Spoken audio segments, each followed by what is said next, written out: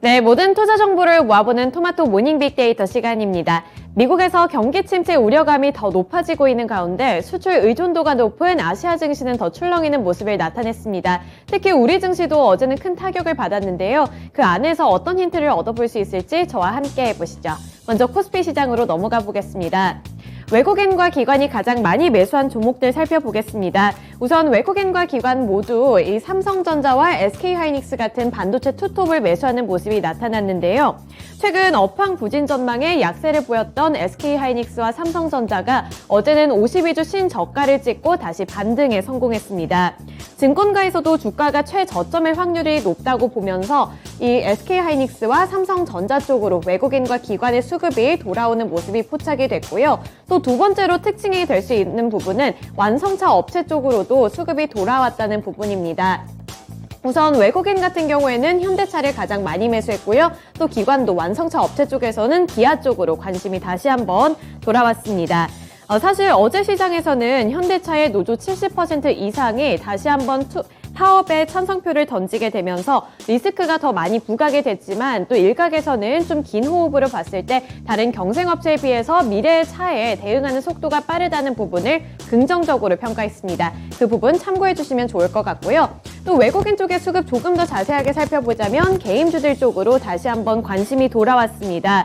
이 하반기 실적 전망에 시장에 관심이 높아지고 있는 가운데 NC소프트와 크래프톤 같은 경우에도 이 실적 기대감 그리고 하반기 기대감을 받고 있고요. 또 밑으로는 일진 머티리얼즈가 있습니다. 네, 다음으로 기관 쪽 더 자세하게 보겠습니다. 제약바이오주들 쪽에서 일부 이 관련주들이 관심을 받았는데 그중에 셀트리온이 있고요. 또 네이버와 기아가 있는데 이 네이버 같은 경우에는 미국에서 이 기술주들, 특히 플랫폼주들이 관심을 받은 가운데 국내 증시에서는 기관이 네이버를 매수하는 모습이었습니다. 네, 다음으로 매도리스트 체크해 보겠습니다. 네, 코스피 매도리스트 체크해 보시면 일단 그동안 단기 급등세를 나타냈던 종목들에서 일시적인 매물이 출회되는 모습이었는데요. 우선 대표적으로 볼 수 있는 게 한국항공우주가 되겠습니다. 외국인은 한국항공우주를 가장 많이 매도했는데요. 어제 시장에서는 방산주들이 대체적으로 조정을 받은 가운데 이 한국항공우주가 대표적으로 외국인이 가장 많이 판 방산주가 되겠습니다. 외국인의 수급이 빠져나가면서 한국항공우주 주가가 10% 넘게 급락했습니다. 그리고 네이버 같은 경우에는 기관과 조금 다르게 외국인이 판 종목이 되겠고요. 밑으로 후성과 한국조선해양이 있는데 한국조선해양도 마찬가지입니다. 최근에 LNG 수요 증가 전망에 따라서 좀 단기적으로 급등세를 이어갔는데 이번에 외국인이 매물을 출회하게 되면서 다시 한번 매도 리스트에 이름을 올렸습니다. 네, 이어서 기관 쪽 살펴보겠습니다. 기관도 믿었던 이 건설 업종에서 수급을 빼내는 모습이 나타났는데요. 대표적으로 GS건설이 되겠습니다. 특징주 가서 더 자세하게 살펴보도록 하겠고요. 또 밑으로도 주가 흐름이 비슷합니다. 특히 맥쿼리 인프라 같은 경우에는 오랫동안 오름세를 유지를 했는데 어제는 순환매적인 이런 수급이 빠져나가면서 기관 쪽에 이 매도 리스트에 이름을 올렸고요. 주가 역시 급락세를 연출했습니다. 네, 코스피 시장에서의 특징주 살펴보겠습니다.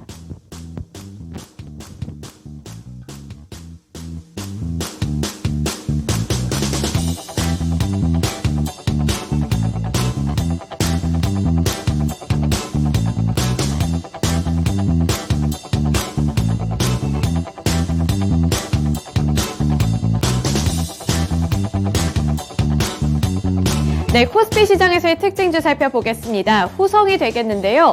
이번에 1,060억 원 규모의 2차 전지 전해질 생산시설 증설 소식을 전해왔습니다. 이에 따라 시장에서는 다시 한번 관심을 보였는데요. 이 투자 기간은 2023년 9월 30일까지라고 하는데 이게 국내 유일 업체로 부각을 받고 있는 가운데 이번에 투자 규모 증설 소식까지 전해져 오면서 어제 시장에서 후성이 큰 관심을 받았습니다. 네, 다음으로 두 번째 특징주 살펴보시죠. 건설주 쪽에서는 GS건설이 올라왔습니다. 해외 사업의 비용 증가 가능성에 어제는 약세 흐름을 나타냈는데요. 어제 대체적으로 건설주들이 이렇게 좀 급락하는 모습을 나타냈는데 이번에 GS건설 같은 경우에는 2분기 실적이 컨센서스를 하회할 것이라는 전망이 나오면서 조금 더 약한 모습을 연출했습니다. 네, 이어서 코스닥 시장으로 넘어가 보겠습니다. 매수한 리스트 살펴보시면 우선 외국인들은 개임주에 관심을 보였습니다. 코스닥 시장에서도 펄어비스와 카카오게임즈 같은 게임주들이 좀 부각을 받는 모습이었고요. 또 특히 펄어비스 같은 경우에는 이 기존의 검은 사막 시리즈의 안정적인 성과에 이어서 이 검은 사막 모바일 같은 경우 중국에서의 매출이 성장할 것이라는 전망까지 함께 제기가 됐습니다. 그 밑으로 보시면 골프존, BHI 그리고 대주전자재료까지도 외국인이 관심을 보였던 종목이 되겠습니다. 네, 이어서 기관 쪽 살펴보시죠. 기관 수급 살펴보시면 특징이 될 만한 게 엔터주 쪽으로 다시 한번 매수세가 몰렸다는 부분인데요. SM과 JYP 엔터테인먼트가 있습니다. 특징주 가서 더 자세하게 설명해 드리도록 하겠고요. 또 일부 제약바이오주들 쪽으로 관심이 돌아온 가운데 코스닥 시장에서는 셀트리온 헬스케어 그리고 HLB가 기관의 관심을 받았습니다. 네, 코스닥 시장에서의 매도 리스트 체크해 보시죠. 네, 보시면 외국인은 사실 패턴이 없는 움직임을 나타냈습니다. 엔터, 2차 전지, 그리고 바이오와 게임주들 이렇게 좀 골고루 파는 모습이 나타났는데요. 대표적인 종목들이 외국인의 매도 리스트에 올라왔습니다. 네, 이어서 기관 쪽 살펴보시면 카카오게임즈 외국인과 다르게 기관은 좀 많이 파는 모습이 났고요. 또 이번에 위메이드 쪽에서도 게임주들이 조정을 받는 모습이 나타난 가운데 좀 반도체 쪽에서도 기관의 수급이 빠져나갔습니다. 네, 코스닥 시장에서의 특징주 살펴보시죠. 먼저 엔터주들이 되겠습니다. SM, 하이브, 그리고 JYP 엔터테인먼트 같은 이런 엔터주들이 어제는 시장에서의 다시 한번 관심을 받는 모습이 나타났는데요.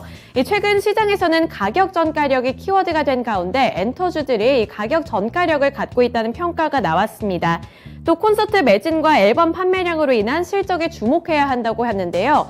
특히 SM 같은 경우에는 견조한 팬덤과 함께 무한 확장 가능한 아티스트 IP를 다수 보유 중이기 때문에 앞으로 3년 동안의 실적에 조금 더 주목해야 한다는 증권가의 분석이 나왔습니다. 이에 따라 SM과 JYP 엔터테인먼트가 특히 외국인과 기관의 관심을 많이 받았습니다. 네, 마지막으로 오늘 주요 일정까지 함께 체크해 보시죠.